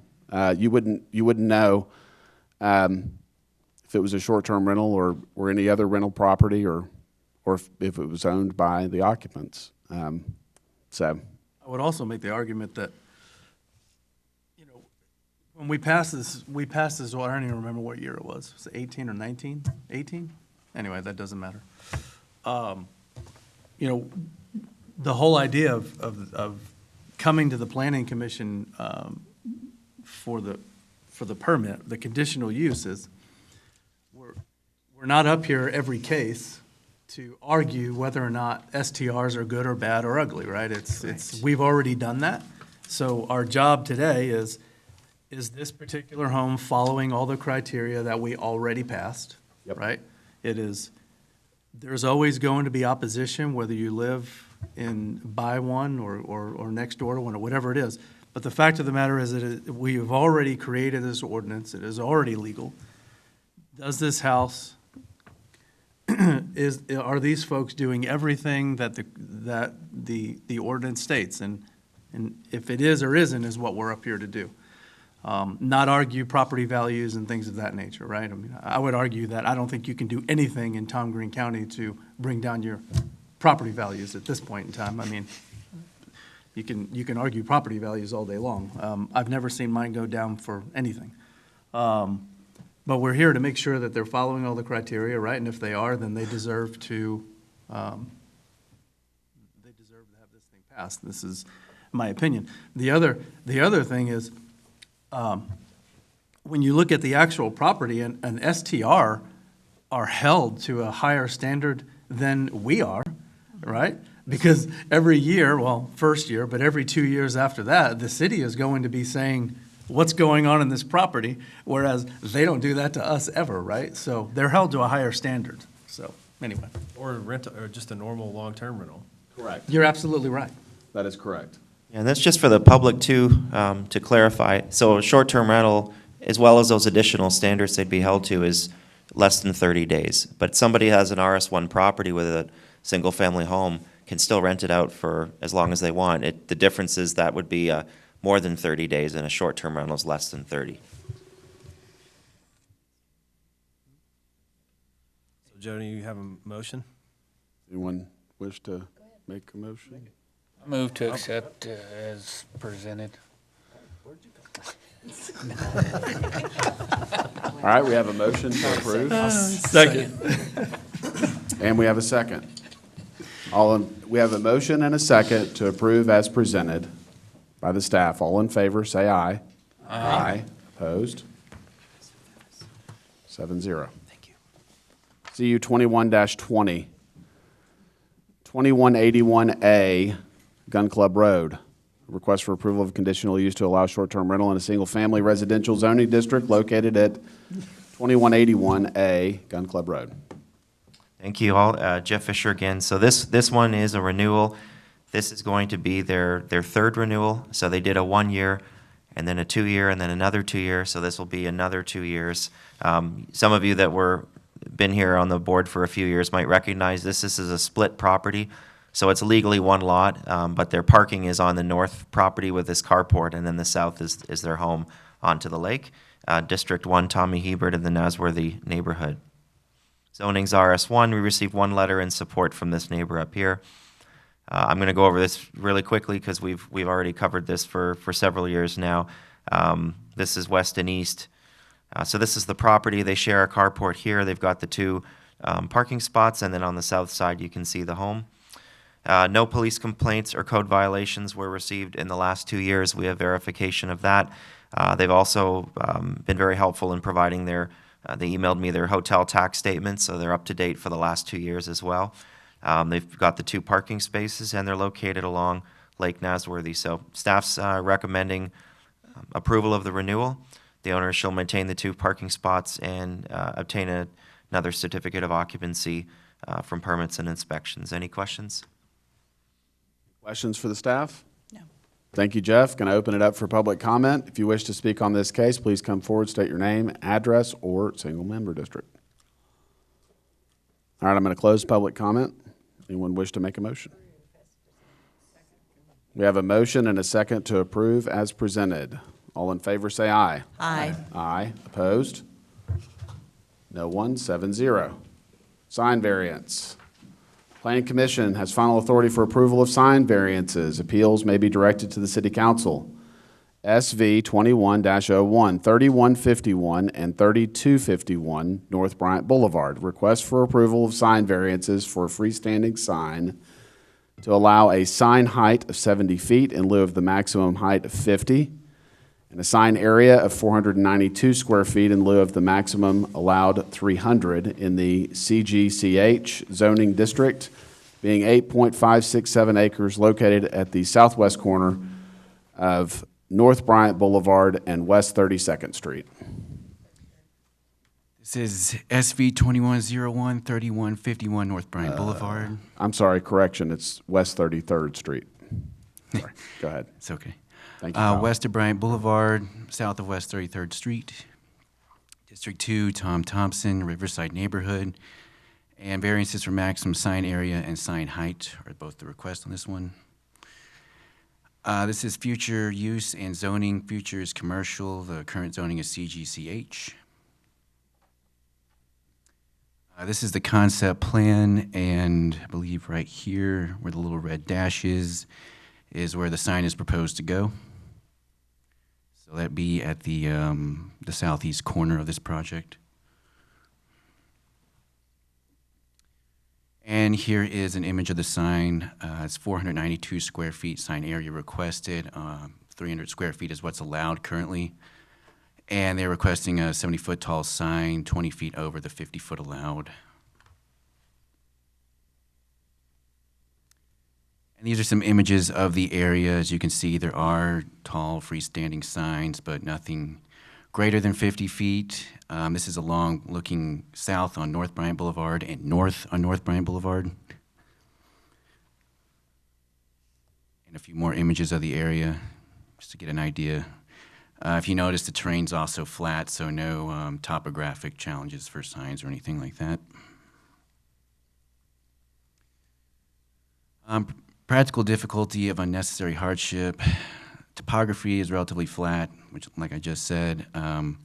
Traffic light at Bryant Boulevard / West 33rd will reduce speeds and increase visibility of surrounding signage. Rationale, special circumstances or conditions. Signs within height and area maximums can be seen clearly in both directions, as shown by the pictures. Not created by applicant. Applicant created signs created circumstances by choosing to erect larger than necessary signs. General harmony with sign ordinance, no. Main sign height 40% taller and 64% greater in area than ordinance allows. Minimum variance necessary, minimum is not met. All other signs within 2-mile radius obtained permits and met ordinance provisions or were non-conforming. And does not depart from ordinance more than required. Main sign area over half of what is allowed. Other options, off-site signage and reduced sign area would eliminate need for variances. And our recommendation is denial of a sign variance from section 124005B1 of the sign ordinance to allow freestanding on-site sign width, a maximum sign area of 492 square feet in lieu of the maximum 300 square feet, and a maximum sign height of 70 feet in lieu of the maximum 50 feet in the CGCH zoning district. However, if it's, oh, sorry, I was just going to say, and if it's okay for the record, this was brought before you a couple of years ago, and when they first started developing this truck stop, and so it is reduced a little bit, but it's a substantial deviation. Originally, I think it was an 88-foot tall sign, so now Kyle's application is 70. He's looking at, and then the sign area was 770, and it's gone down to, I think it's 450 or 492. That's correct. However, if commission does move to approve this, the one condition of approval is that the applicant shall obtain sign permits from the Permits and Inspection Division. Thank you. Kyle, can you go back to those pictures of the signs, just the area? And are those 50-foot signs or what, like those Walgreens? Yes, ma'am. Those are Either 50 feet max or smaller, shorter. Smaller. Okay, that's, I thought that, like And the shell if- sign, and those are the, If not, that might be a grandfathered sign that had been there before the ordinance was Right. approved at 50 feet. okay. Can you go back another one? I think there's some more new. Okay, Walgreens is newer, and, yeah, okay, great, thank you very much. Anyone else have questions for the staff? Thank you, Kyle. Sir. We're going to open it up for public comment. If you wish to speak on this, please come forward, state your name, address, single member district.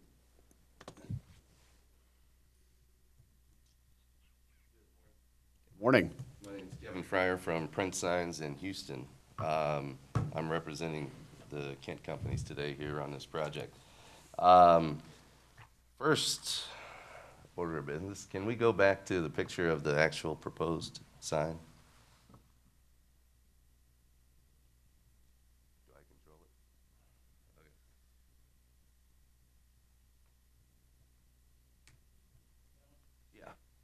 Yeah. First and foremost, the calculation of square footage on this it does not total 492 when you apply the San Angelo code to it. Basically, you take the smallest rectangle that can fit around any symbol or letter, symbol, whatever it is that's signifying the business. So when you do that, just that LED pricer alone goes from I can't read it what that says. I think it's 248 or something like that. It drops to 199. That being said, if you have just the Kent Quick Travel Center sign up there and the LED, you would be right at the 300 square foot threshold. When we put together this sign back in October, we submitted this to the city and had a little bit of a lot of misunderstanding.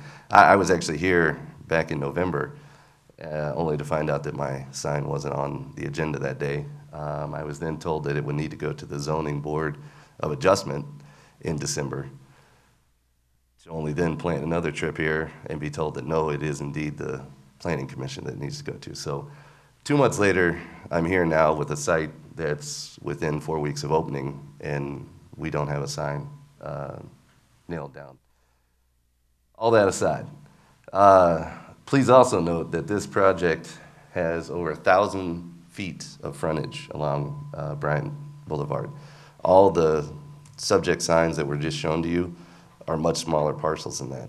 This is also advertising 2 businesses that exist on the same development.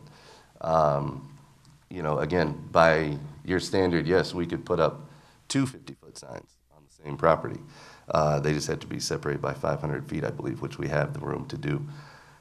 Our goal was to keep the signage, you know, it's hard to look at that sign and say keep it to a minimum, but to keep it tasteful, keep it whatever, and we felt like combining the 2 businesses on one sign was the best thing aesthetically.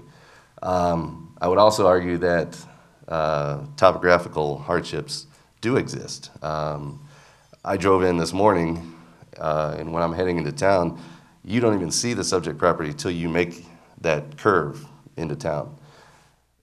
If we had the 70-foot sign, you would actually see it before you make the curve. The 50-foot, you will be able to see it. The real question is going to be, you know, this is a travel center. Trucks are going to be using this frequently. You know, we want to make sure they have enough time to make their maneuver to safely exit the highway into the subject property. I believe there's a new traffic signal that's being installed at West 33rd. Is that the correct street? It was told to me by the owners of the property that they're being told they need to install signs further up the road, you know, bringing awareness to the traffic signal because of limited visibility, you know, whatever the case may be. So I think it's ironic that we're being told there's no topographical hardship to advertise the property, but you do have to advertise the traffic signal that's, at the same intersection that we're talking about. You know, again, back in, well, actually until 6:02 p.m. on Saturday, I didn't know that square footage was even a part of this discussion today. I thought it was just the 70 versus the 50. That's when I received a copy of the plan staff report. So again, I've had about 40 hours to figure out how I'm going to approach, you today.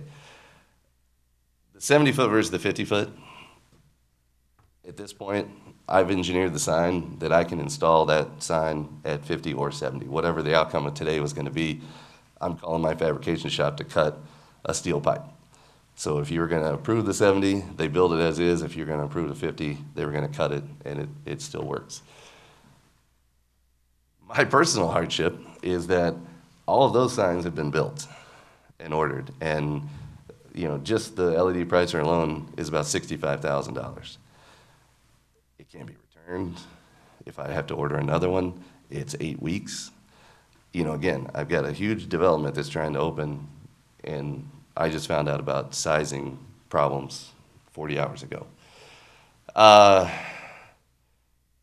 In my haste to figure out how to solve this, again, if you apply, and let me tell you exactly what section of your code talks about this. It's 12.04.002. It says, the smallest rectangle that can encompass the area of said symbol or figure shall be included as part of the total message area calculations. Like I said, if you apply that to that LED pricer, it becomes 199 square feet. The Kent Quick Travel Center sign, as designed, is roughly 103. I haven't applied that same metric to it, but I know it will drop by at least 2 square feet. So again, on a 50-foot sign with that LED pricer and that Kent Quick Travel Center, I meet the requirement. My issue is I still have to advertise the Huddle House business that's also on the property. Again, technically, I guess they could put another 50-foot sign up somewhere with the Huddle House cabinet. It's just more expense, more cost, and you get 2 50-foot signs on the same property versus one.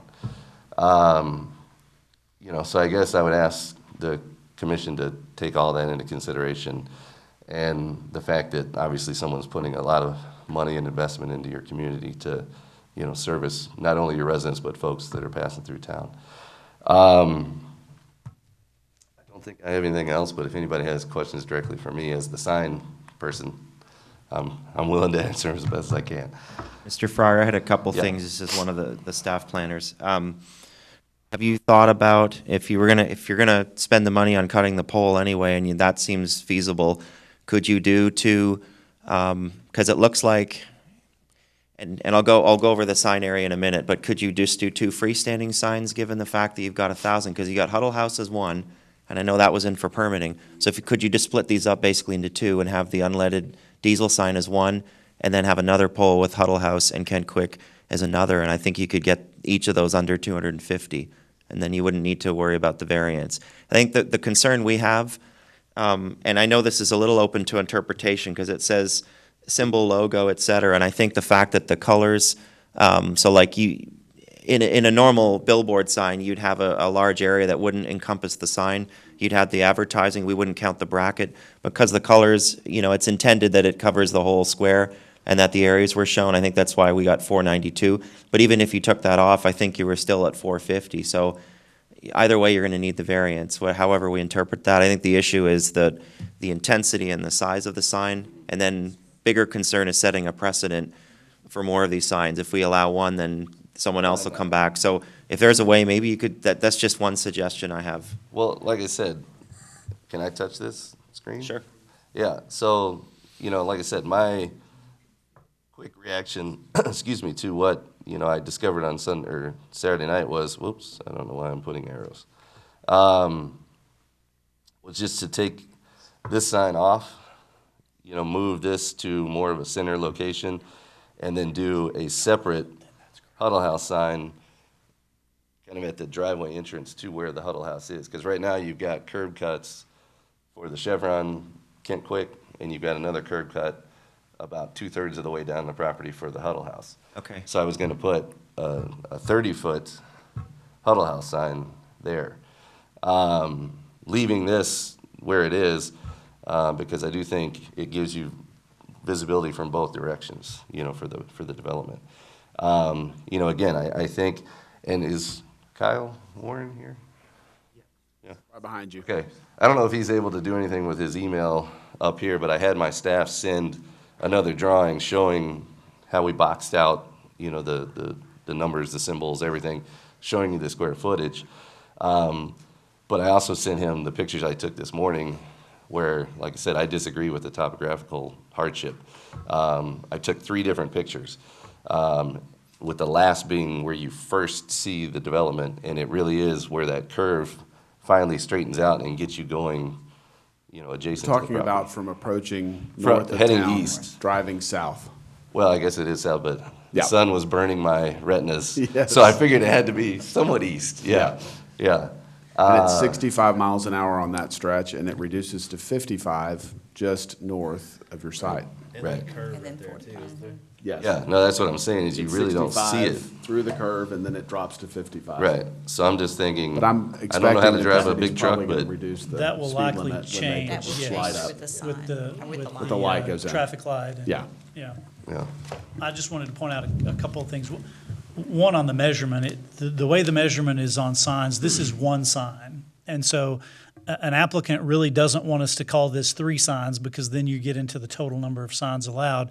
But it says the single geometric figure that encompasses the sign. So I think the confusion is we measure the sign area something like that. Because that's the smallest geometric figure that encompasses the entire face of the sign. Got it. But regardless of that, he made a good point that we have in the past allowed, or you all have allowed, and we've recommended slightly larger signs when they're combining multiple signs on a site, like group signage. So I think in this case, we might be okay recommending allowing the sign increase in the area. We're pretty confident in the 50 feet being the max. Again, that's the max everywhere. That's the ordinance that council adopted that applies throughout the city. So we would still be pretty adamant about keeping it to the 50 feet max. But I think given that justification for the, I think the condition we would want to place on that is that they not place that extra sign at some point in the future. So in order to get the larger area, they, instead of putting 2 signs on the site, they agree to only have this one. But I think with that condition, we'd be okay with the area variance. Now, there is another, a more standard chevron sign planned for the West 33rd corner. That's a 30-foot, I mean, it's the one you see in front of every chevron station, pretty much. So you're not putting a condition on that one, you're just saying don't put the other Huddle House in close proximity to this. Okay. I just feel like with the driving visibility, I think if there were 2, like if Huddle House and the Kent Quick, sorry, I can't Quick. go that far, were 2 separate signs, I just feel like traffic-wise, it's too hard to visualize. I think they should be a combination. Sure, I agree. Or somebody, how large is like a big billboard? I mean, I know there's one down there by the Walgreens and the car wash. How big is that approximately? I'm not sure about those in particular. The largest billboards that you see are 672 square feet. Okay. Massive. Okay. It depends, but they're still held to the 50 foot. They still can't go Right. over 50 feet. So if you were able to get it passed today with all your signs combined, and we approved that, but at a 50-foot height, would that satisfy your client? They're hard to satisfy, but it would give me a good chance of. Hey, you could get it put up in time. Yeah, no, that would be excellent. I would say that yes, this is more important to them than having that second Huddle House sign. So yeah, I think even at the 50 feet, and which I completely understand that you don't want to set a precedent going forward. They just love big signs, you know, everywhere they go. Give me the bigger sign, give me the bigger sign. So I travel all over the state trying to get bigger signs. Mr. Fryer, Yeah. would you also be open to another condition of approval, or maybe just a note that you provide Mr. Warren, our planner, with the reduced sign area, whatever that calculation is, so we can just note that in his approval? Yeah. If it's and, approved. He doesn't have his computer So we know there, it's but not yeah. actually 492, but it's a little bit less? Yeah. Okay. Yeah, but now you were saying that my application of that section I read. Yeah, I think the easier way to do that, he submitted this, so I think you could approve it subject to the drawing that you're looking at right now. And we could just include that in the approval. That would work.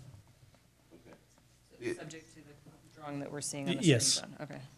All right, Since we have that and we can keep that in the case file. but can I need to make one change to that because when I didn't build the Huddle House sign, it came from a national sign company. Since it's a brand, a lot of brands won't let me build the sign. I went out to my yard and measured that, and it's actually, instead of 8 foot by 16.2, it's 8.4 by 16. So, you know, like I said, there's a little bit difference, but to make them symmetrical, I've got to now make the Kent Quick 8.4 high.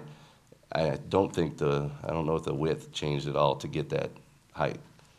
So, I mean, I could submit as soon as I leave here today. Or actually, I could email it right now. It's on my phone. But the LED pricer has not changed that. Again, that's built by someone else. And then I have this sign built and engineered for both 70 and 50 feet. Just because, like I said, I knew it was going to come down to an approval.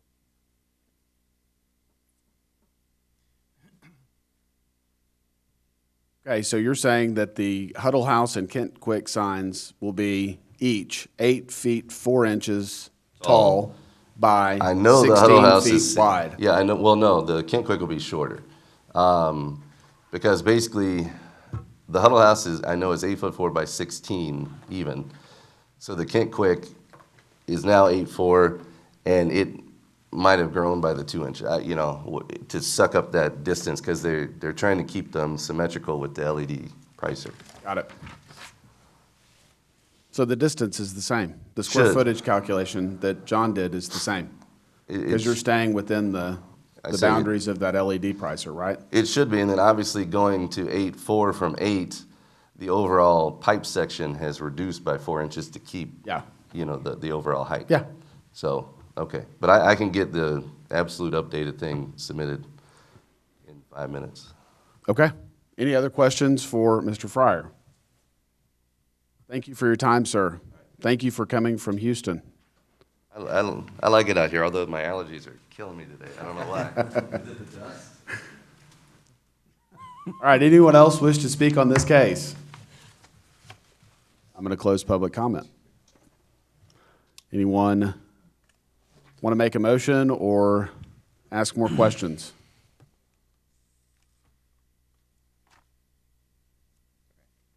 Try and hopefully this comes out correct. So I'm going to make a motion to approve, subject to the drawing that we had on the screen with the minor changes and the inches that the applicant mentioned, with the 50-foot max height. All right, we have a motion and a second to approve the applicant's submitted sign plan at a 50-foot height for the sign, maximum. And did you want to add the condition that they not have a separate sign for the Huddle House, or either, I guess? Correct, as long as it still allows them to put their chevron Right. sign on 33rd. Okay. We're also going to add the condition that the property owner cannot add another Huddle House monument sign. What is this, a freestanding sign? Freestanding. Freestanding sign. This just not to confuse things, but this does not include the Huddle House sign that's already in for permitting.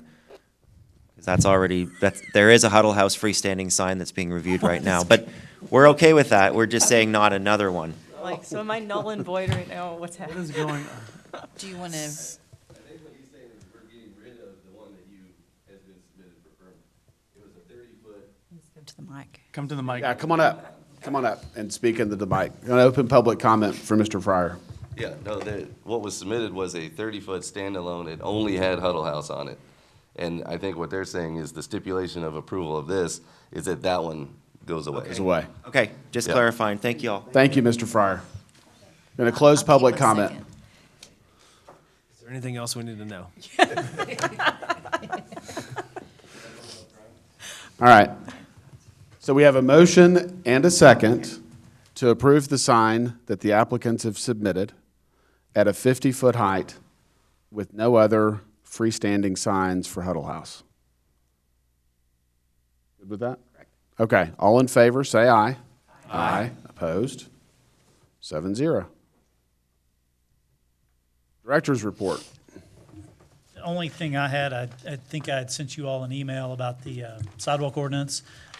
As you all had directed us to work with a group, including the Home Builders Association, we heard back from them on Monday that they weren't going to have a draft.